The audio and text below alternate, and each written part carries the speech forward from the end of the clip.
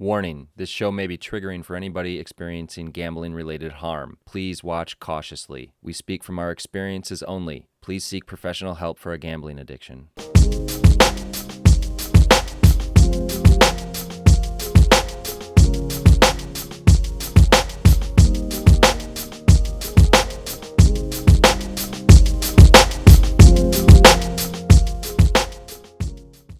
Hi, welcome to the Bet Free Life. I'm Christina, and I last placed a bet March of 2021.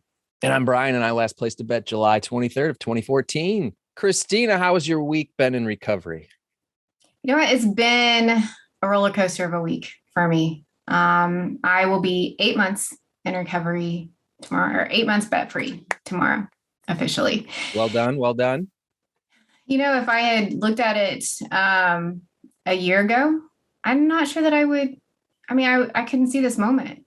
I was betting every paycheck. I only get paid once a month, but my husband gets paid twice a month. And so every time a paycheck hit, I was at the casino until it was gone. And that was a year ago.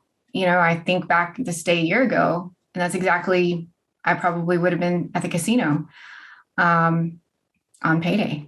And so to go 8 months and have all those paydays of not being at the casino is a feeling I just can't even explain. Oh, it's got to be a good feeling. I anytime that any sort of number pops in where it's that nice even number, a month, 2 months, whatever it will be, is always a good feeling. And you should celebrate all of that because it's from where you were to where you are is a hell of a big step. So well done on the 8 months. Yeah. And I'm going to say the first 90 days went so slow. Like the first 90 days, it felt like I fought for every single day of the 90 days. And then after the 90 days, it leveled out, like my emotions leveled out, because a lot of times we don't talk about like the emotions of early recovery, like the ups, the downs, because your brain is trying to recalculate, I guess. It's the only way I can say it. And so, you know, it was just an emotional thing. I think around 60 days, it got better. I was really angry in the early part of that recovery. Angry, I know now at myself, but I tried to put it on others until, you know, about 60 to 90 days, you start to kind of understand where the blame really is. And then you start to process that, and it's just kind of an emotional thing. So to be 8 months, I'm grateful. But it's been kind of like, that's my cat. In case anybody's wondering, it's going to be fun. She's okay. It's just a cat. Yeah. So what I was going to say about being 8 months and kind of this week, I'm thankful. But I'm noticing some behaviors that I'm still struggling with, even 8 months into recovery. And I thought might be kind of great to talk about. I had read an article. Well, we'll get to that later, but let's talk about the compulsion part. Okay. When I first stopped gambling, my compulsion didn't stop. My compulsive behavior didn't stop. I don't know if you noticed this in your early recovery. Well, it was so long ago. I don't know if you noticed this much.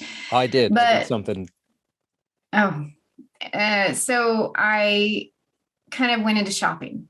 That kind of turned into compulsion for me. And I think a lot of women might relate to that some. So I started shopping, and then it was just like, as I started to work with my sponsor and, you know, look at my finances and do my financial inventory and starting to really kind of learn a different relationship with money, a new relationship with money. I never had a great relationship with money. But as I started to learn that, my compulsion for that got better. And my compulsion got, like, just my habits got better. But this week, I don't know if it's because I was thinking, oh, it's 8 months. You know, some articles I read, some stories I read in the community. I don't know if it was starting to kind of like get to me a little bit. Like, I can't explain it. That feeling of don't get too comfortable. Kind of started to get to me. And anyway, I started thinking about cutting my bangs. Like, I didn't have bangs Like I didn't have bangs. I had long, straight hair, like hair.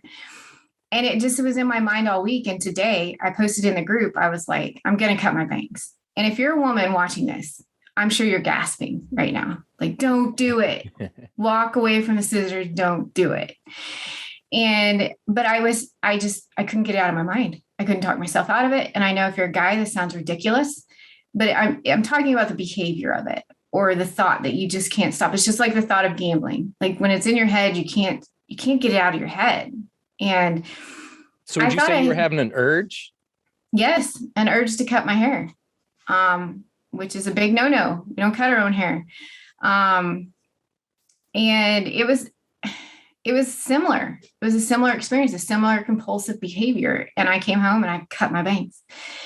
And my husband just looked at me wide-eyed. And I'm like, we're not going to talk about it. He's like, okay. I mean, he definitely was thinking about self-preservation in that moment. So he has not mentioned it, but it's just, and I don't know how ridiculous this conversation is, but really it was not just ridiculous at all. And then once I did it, and I'm happy with it, but it was just like relieved that I wasn't thinking about that anymore, that I did it. It's done. It's over with. Thankful that I don't have the regrets that I normally did after gambling. But I just thought it was kind of an important thing to kind of connect with, was the compulsive behavior. I identify with it. Because sometimes it pops up, it rears its ugly head. And it's just like, you think you have it under control and it just kind of comes out of nowhere. You know what I heard in your story was that you didn't place a bet today. I did not place a bet today. I did not place a bet today. And if you got to cut your hair not to place a bet, then you cut your hair not to place a bet. Yeah, that's a good point. That's a good point. Because cutting of the hair is much less harmful than the gambling. Yeah. And that has always been how I look at things. You know, if I have to go eat this piece of cake not to gamble, then I'm going to go eat this piece of cake not to gamble. If I have to go buy a TV with my $300 instead of gamble my $300, then I'm going to go buy that TV because at least I'll have the TV. So I'm a big, you know, without hurting anybody, do what you need to do not to gamble. And today it was, you need to cut your hair not to gamble. Yeah. And as strange as that is, it was just something that I was working through. As far as the rest of my week in recovery, I've got some episodes coming out. I did some editing and stuff like that. So how was your week? Before we get to my week, I want to mention the compulsion again. When I stopped gambling, when I was 26 and I started when I was 28, after I had been to GA, relapsed, and then gone back into GA, I bought remote control helicopters, and not just a couple to play with. I had a shelf full of boxed ones that I'd never opened that were just sitting on the shelf. And I just kept ordering them from Amazon over and over and over and over. And I ended up with about 25 of these boxed helicopters just sitting on a shelf. And it made me feel good to have them. It made me feel good to buy them. Sort of, you know, if all the toys in the world were going to be gone one day, I would have this stockpile of helicopters to share with everyone. But that was that compulsion of, let me buy this. So I understood when you were saying that about having that compulsion to need to do something. How long did that last? I think that process was about a month of accumulating all those. And then I ended up giving some away, selling some, giving them away as gifts and things eventually. But for a while they sat there on the shelf, and it made me feel good to know that they were there. But I wasn't gambling. Wasn't gambling. Do you have one of them left? No, they're all gone. All gone. All gone. But my week was productive. I've had a couple of good productive weeks. I recorded 2 podcasts and then a third one for Dave Wise podcast called Fall in the Problem Gambling Podcast for military service members and veterans, which I produced for him. And we had a great conversation. He had sort of taken a step back from it, and he's back and fired up and ready to talk about military matters and gambling harm. So, it's great plug news for Dave there. Check out that podcast. It's really good. And it's an important issue. It's a very important issue. Very important. Hopefully we'll have Dave on here to share him with everybody as well. Absolutely. To showcase what his talent is. But that was it. I went to my group therapy that I go to from my, had a, I don't, well, we've never talked about this on here. I'm so used to talking about it now that we haven't talked about it on here, but we'll talk about it another day. But I had a mental health episode about a month back, and I go to group therapy right now, and group therapy is just so much more helpful than I ever would have imagined it would have been 2 months ago. Now that I'm in it, I find having that power of the group so incredible. And, we both belong to support groups, and support groups are wonderful, but there's something about being back in person. I haven't been to an in-person meeting in a very long time. And this is not a gambling specific meeting. It's just group therapy. And that mindset of the group, when you get different people commenting on your own life, is just so reassuring to hear what other people see in you that you don't see in yourself. And so I had a very positive week with my group therapy. Well, can I ask you something? Because you're so many years in recovery, Sure. and I'm so new to recovery. And all that time, okay, we know that your podcast has been the biggest part of your recovery, right? Yeah. The podcast, yes, is the byproduct of just wanting to talk about my recovery. So yes. Now, and we're both belong to a problem gambling group. That is a really great group, and those kinds of things. And you pop on the meetings. But was there ever a time in the last 7 years of your recovery that you got too complacent, and that urges or things popped up? Specifically with gambling? Yeah. I mean, specifically, was I almost going to gamble? Yes. No. Okay. No. There were times when I was going to stop doing the podcast. Probably once a year for about 4 or 5 years, I was going to stop. But sort of in what we just mentioned with Dave, where he took a little hiatus, that's what I had to do. I had to step away and then kind of reevaluate things and say, well, no, this is what's keeping me from gambling. And this is what's important, is talking about my addiction. That's what helps me not gamble. The reason I say no is, I was 32 when I finally stopped. I was 24 at my first GA meeting. So I had done complacency already. I had been to GA, gotten complacent when I was 26 to 28. When I was 28, I got complacent and said, I don't want to go to a meeting today. And that lasted the following week. I said, yeah, I'm tired. I'm not going to go to the meeting today. The following week, I said, I'm just not going to go to the meeting today. The following week, I was done and I wasn't going back to meetings, and I stayed out. And then I gambled probably a few weeks later, and that really made me stay out. So I stayed out for about 6 months. And then I finally decided I have to go back. What am I doing? Here we go again.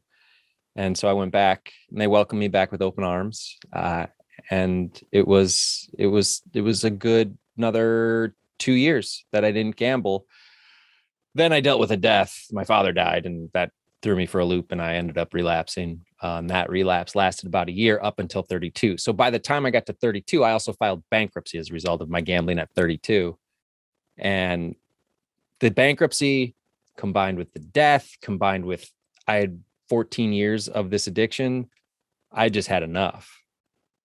And so when I finally was able to stop, it was after I got to a year. I had a big, you want to hear a story? I had a big moment of temptation after the first year, right as I was approaching my year mark. I was tempted by an individual to meet them in Las Vegas. And this individual, you could say that I would have been smitten with. Okay. And that individual said, hey, what if we were to meet in Vegas? And every piece of me, of course, wanted to say yes. Like, are you kidding me? You're going to meet me in Las Vegas and I'm going to do all the things I'm not supposed to be doing? Okay, great. That sounds awesome. But then I reevaluated, and I said, I'm almost at a year that I haven't placed a bet. The last time I did this was a few years back. I filed bankruptcy. I can't gamble.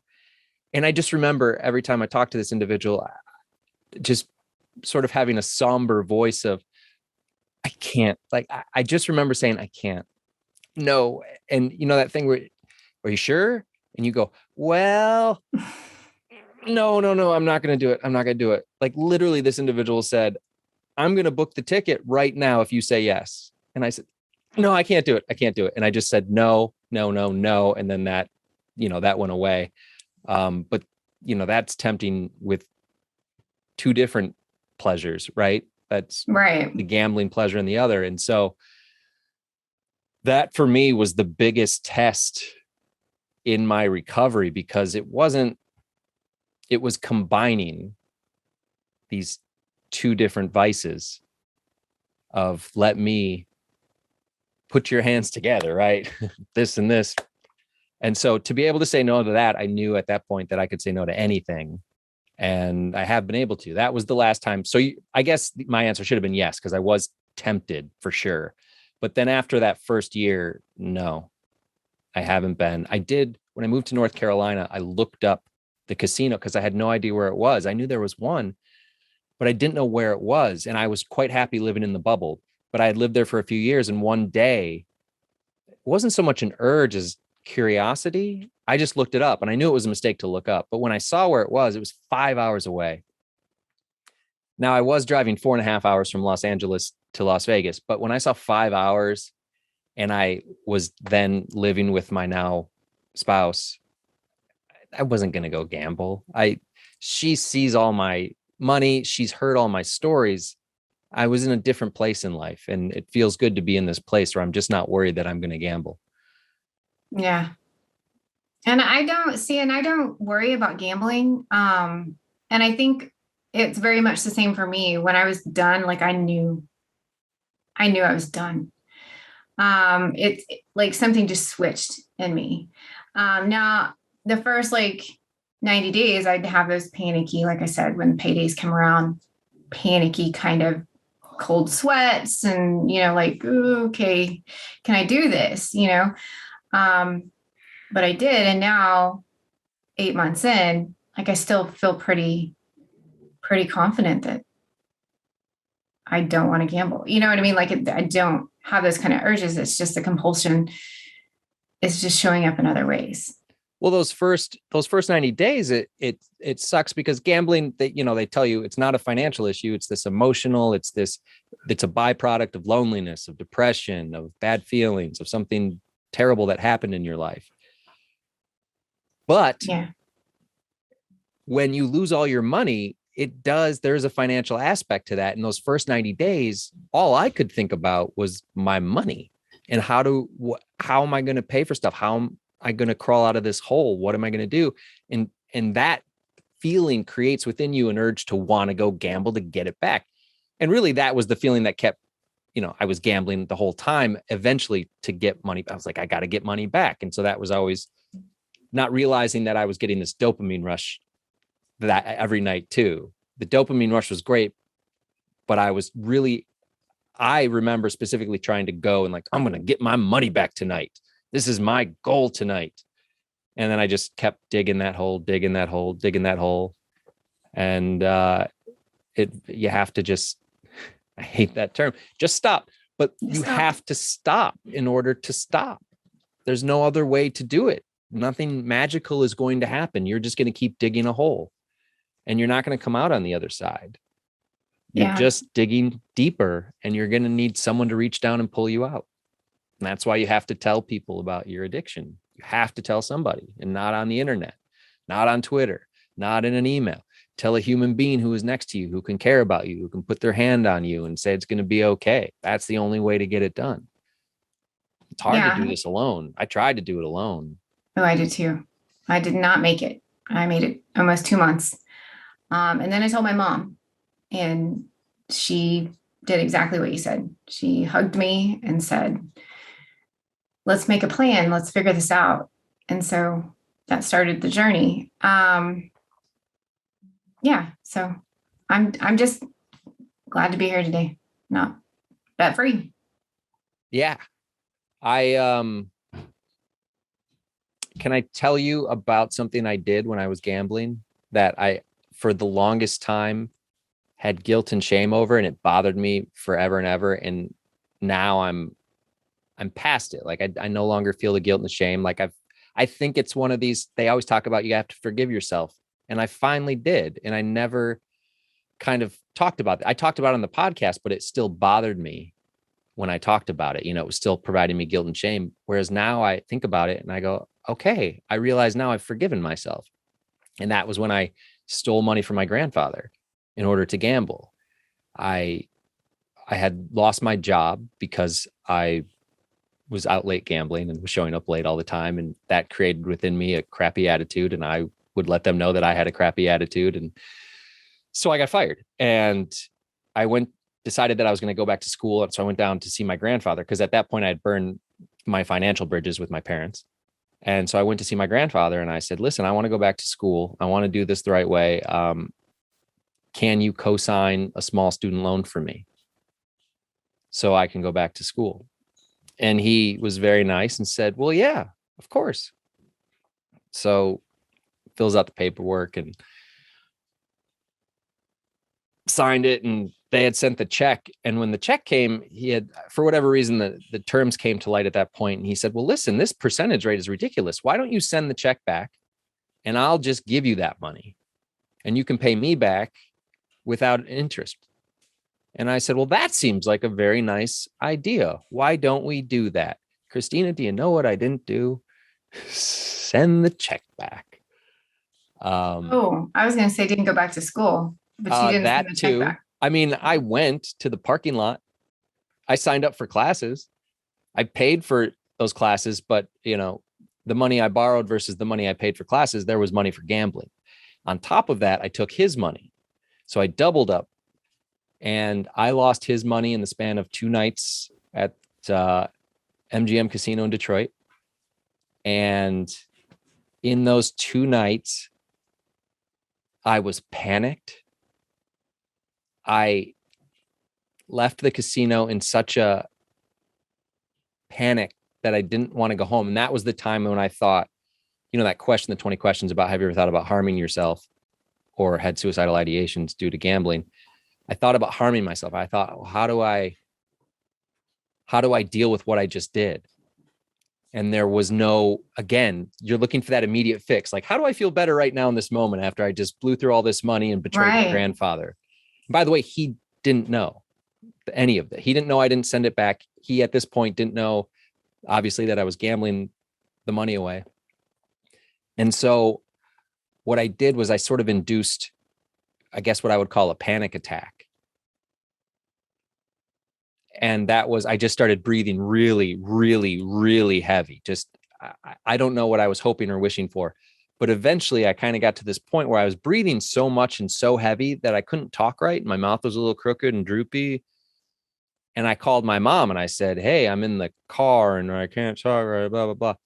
And she said, Brian, you sound like something is wrong. You need to go to the hospital. And that is what I was looking for. That immediate release of, somebody else is going to make all this go away. I'm going to go to the hospital and that's what's going to do it. Well, I got to the hospital and they said, you're fine. It was probably a panic attack.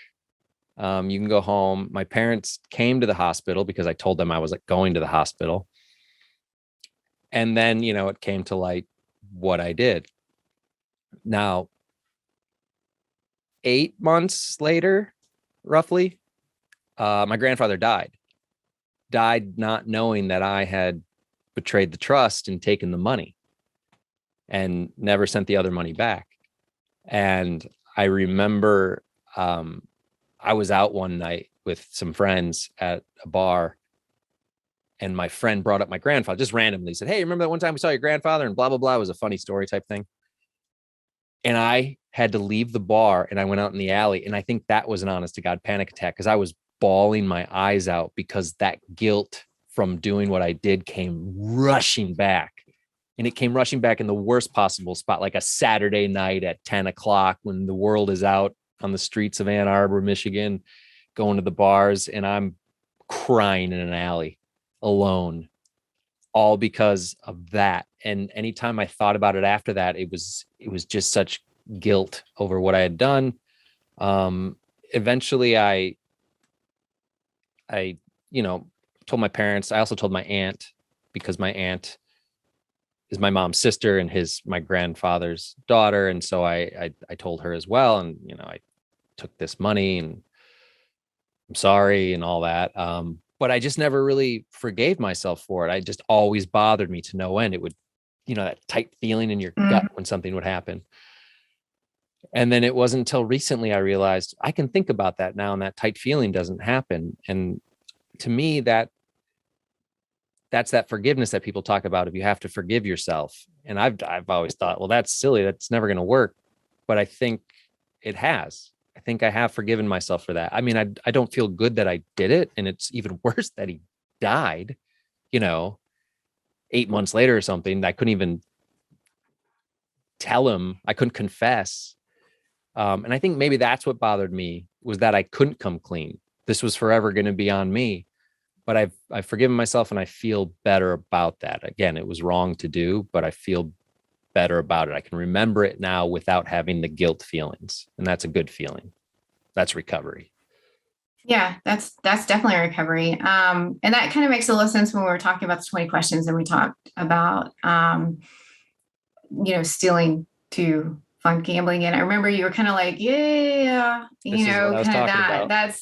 That kind of makes sense on kind of your hesitation on that, because that I understand that. I understand that feeling of like the things that I've done to feed my gambling. I understand that feeling of it just like hitting you in rain. It's a lot like grief. Sometimes it comes out of nowhere, Yeah. just the feeling, and it can be so overwhelming and so powerful. Because, none of us choose to do these things. I mean, in the end, it's a choice. We all can say that, but this addiction puts those choices sometimes, I feel like, on autopilot. Like we have no control. It's on autopilot. And it can make us do things that we would never do normally, or that we would hope that we would never do under any other circumstance. And that can kind of bring us into kind of the end of the segment, where we kind of talk about like industry things and stuff like that, right? So this week some current events. This week I was reading an article here locally about, and I really haven't gotten too much into the politics and kind of that stuff yet, still early 7 recovery. months, Christina. Yeah. You take care of you. 8 months. 8 months tomorrow. Yeah.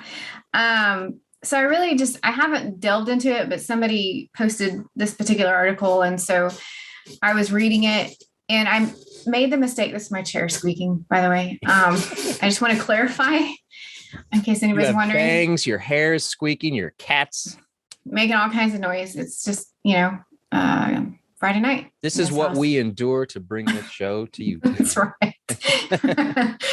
This is our high budget studio stuff here. Okay, so I was reading this article, and a woman had committed a crime against her employer to feed her addiction. It's something that's becoming more and more common. And I was reading the comments, and I got really overwhelmed by the comments and the things that people say in these comments. Like, yes, she committed the crime, and it was a pretty big one. It wasn't a small one. I mean, yes, she's responsible for her actions, and I do feel for the employer that was taken advantage of. So I don't want anybody to think that I'm saying that this is okay. But when I was reading these comments, it was the lack of overall understanding of this addiction. And the things that people said, it just shows that there is no understanding to a certain degree of what this addiction can cause us to do, to feed it. It's just like any other addiction. You'll do anything, and money is the drug, and so I don't know. I thought, well, maybe this would be a good opportunity to start a conversation. I'm not an aggressive person, and I generally will steer clear of comments and things like that. But I thought this is a good opportunity to talk about gambling addiction. So I posted the comment about, hey, this could be a good way for you on this particular news page to bring up a conversation about gambling addiction. And then, of course, you get somebody that's got to question it. And I had mentioned that gambling addiction has the highest suicide rate of all addictions. And this guy was like, what's your source? And I'm like, Google, but I mean, honestly, you can Google it and you can find numerous articles, and I think what a lot of people get confused of is like, gambling addiction has the highest suicide rate, but like opiate addiction and those type of addictions might have the higher death rate. That's because of overdoses and those types of things. It's not suicide related 9 times out of 10, I would assume. And so I think a lot of people have that misconception when you say that gambling addiction has a high suicide rate, because they're like, well, no, people die every day of drug addiction. And does that make sense? Like, it does. I know I've heard about the suicide rate, but I thought it was suicidal ideations, like not actual completed suicides, but ideations as gamblers have I think the it's highest rate of both. suicidal ideations. Yeah, I found articles on both, but I found an article just recently published in 2020 that talked about the actual addiction rate. The suicide rate of this addiction is higher than any other addiction because of where this addiction takes us. You know, if you talk to a majority of people in recovery from gambling addiction, how many would you say have had suicidal thoughts? Thoughts? Gosh. Yeah. You know, it's so casual that people just throw it away and go, well, then I thought, maybe I would just end it. And people just throw those thoughts in there. When I do the podcast with them and stuff, people just throw those thoughts in there. And that takes you back when it's that casually put. So a lot. A high percentage. Yeah. And I think when I share my story, I throw it in there too. Like I was having dark thoughts. I committed suicide because when I talk to so many people in this addiction, women, not most of the time their story will have those thoughts or ideations or whatever. And then there's the percentage that actually try to commit suicide. But, a lot of times when you're talking about drug addiction and people who have, in the conversation I've had with people who have struggled with drug addiction, I'm sure suicide thoughts come up the same way. How am I going to get out of this addiction? I can't get out of this addiction. I can see it, the connection there. But more times than not, it's more like a physical reaction or, an overdose reaction and a lot of times, most of the time that's accidental. And don't quote me on this. I'm not a clinician, but this is just stuff that I've come across and I've read and I've talked to. And so I just think it's important to have a conversation about this. And so that real life experience that you have when you talk to people, and that's where this is coming from. I should add though, because I had a mental health episode and I learned some things. When you refer to it as commit, it implies something about it implying a negative, like they did something wrong. And that's not what we should say. What we should say is completed suicide or attempted suicide, attempts for attempts, but completed suicide or died by suicide. Not picking on you, just that moment to educate that I learned about myself. Yeah. And I have heard that. And you're right. I should have probably used those terms. I'm hyper aware of it now. And then when I heard you say, I was like, oh, I get to use my phrase that I heard about. It's weird to have this attitude as we're talking about suicide, a very serious topic. Right. And so it was just interesting to read those articles and kind of understand that. And so in this conversation, with this guy, I thought I can go at this 2 ways. I can be a jerk. I cannot respond, or I can use this as a way to have a conversation. And so I decided to use it as a way to have a conversation because then people will be reading it inside this thread and they'll be reading this conversation about gambling addiction and those types of things. And so, is your cat a lion? Because it sounds huge. Thanks, Willow.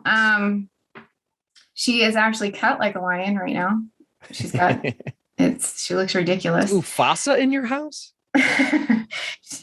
She's a big cat. I don't know where I was going with that. You were talking about the newspaper article and whether or not you should comment, and this person was going to make a comment. Yeah, and so and it ended up being a conversation inside this news thread, which was great. But my frustration and the whole point I was talking about this was the fact that a lot of times news reports only report like the embezzlement cases because of gambling addiction, or they report the revenue cases or like sexy stories. Yeah, the revenue is up, growth is up on the casinos. And I just noticed that it's either the destruction or the revenue. It's never, let's have a conversation about gambling addiction. And I feel like when I've tried to reach out to newspapers, I wrote an article to the Oklahoman, calling you out here in the state. And it's like, I get brushed off, and it's like, oh, well, we do talk about it, and it's just like when I was talking with the news anchor about this, I actually was talking with her in Messenger about it. And she was like, we do talk about gambling addiction. I said, well, when was the last article? And she was like, we just did one recently. I was like, 2012. 2012 was the last news article Bravo. about gambling addiction. And it's not that I'm trying to be that person, I just want to have the conversation, which is why it's so important for us to be doing shows, podcasts, for everybody who adds a voice to problem gambling.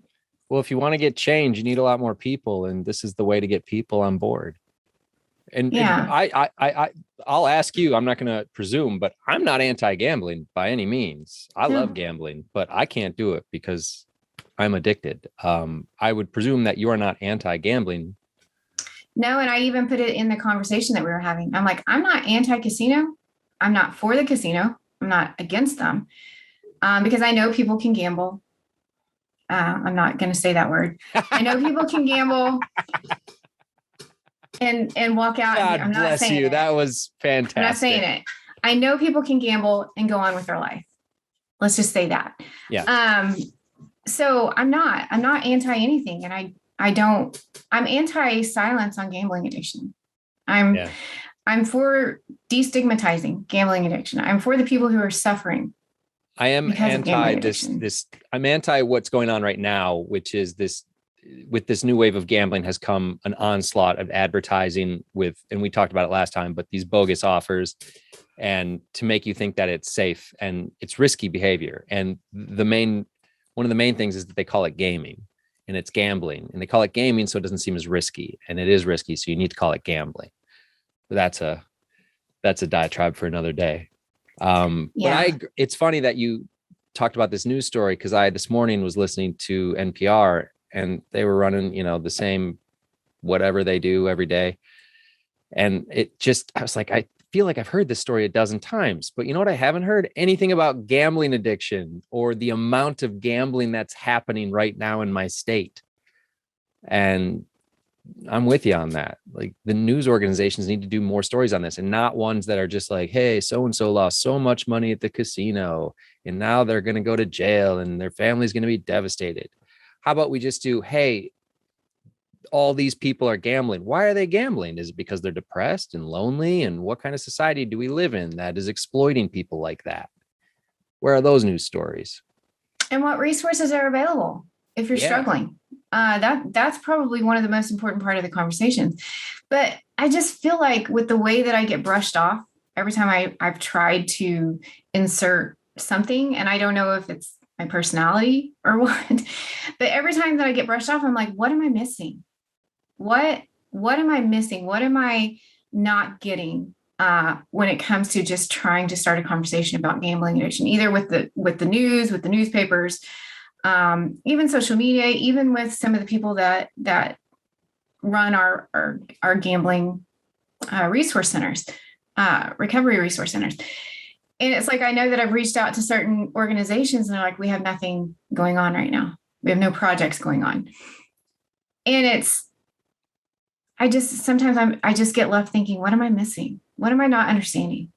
Gambling harm is not sensational, at least not in the eyes of those news organizations. And that's why what you're doing, what I'm doing, what other people we know are doing is important, because we are putting a voice and a face on it. And that is what we can do right now. And eventually society will catch up. Let's hope so. I mean, I used to be angry that, like, why aren't people paying attention? And then you kind of realize there's a lot of people in the world, and there's nothing else we should be doing right now than what we are doing, which is talking about it. That's a good point. I think you saying that just kind of like brought it to home for me. Like, there's nothing else we can do but what we're doing. Yeah. And let's talk about it. Yeah. With our squeaky stools and our cats, that are built like lions. We can talk about it.